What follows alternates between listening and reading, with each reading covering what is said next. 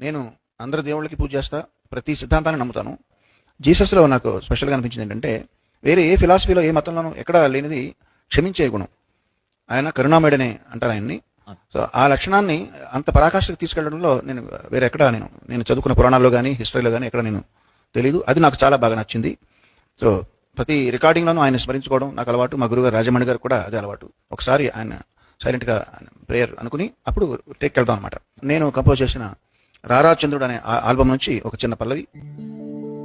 నీదెంతో కరుణ కరుణామయా, నీదెంతో జాలి నజరేయా నజరేయా నజరేయా.